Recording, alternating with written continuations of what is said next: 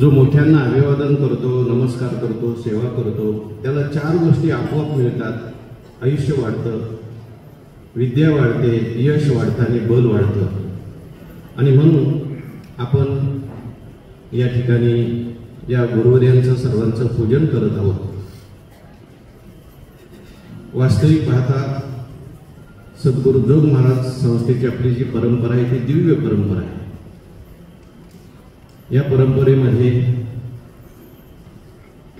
जी काही गुरुजन मंडळी होऊन गेली, संत मंडळी होऊन गेली, त्यांनी असे बाहेरची जी काही संस्थेवर प्रेम करणारी मंडळी आहेत, गुरुबंधू मंडळी आहेत, त्यांच्या माध्यमातून दरवर्षी आपण गुरुवर्य बाबांचा हा उत्सव साजरा करतो, संपन्न करतो.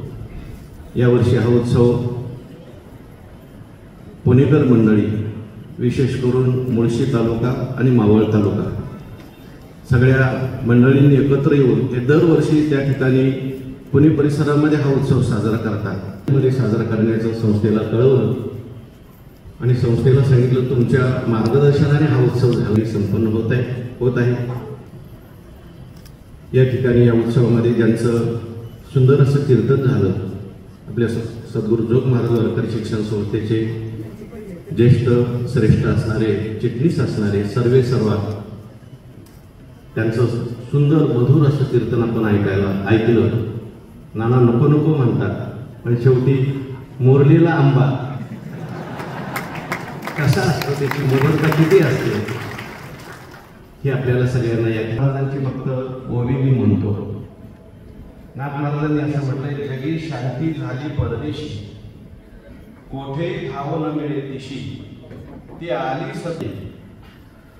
पण शांती कोणालाही मिळत नाही, शांतीलाच अशांतता प्राप्त झालेली. कारण जगात सगळीकडे तिला सगळे लोक बोलवतात, परंतु शांतीला शांती मिळावी असं वाटायला लागलं. म्हणून ती शांती कुठं आली तर सद्गुरूच्या पायाजवळ आली शांती. म्हणून गुरुवर्य त्या ठिकाणी शांती ब्रह्म झालेले आहे. आणि या ठिकाणी आपल्याला आशीर्वाद देण्याकरता त्यांनी या पूज्यता डोळानं देखावी, स्वकीर्ती कानी नायकावी या बाणीची असणारी सगळी गुरुजन मंडळी.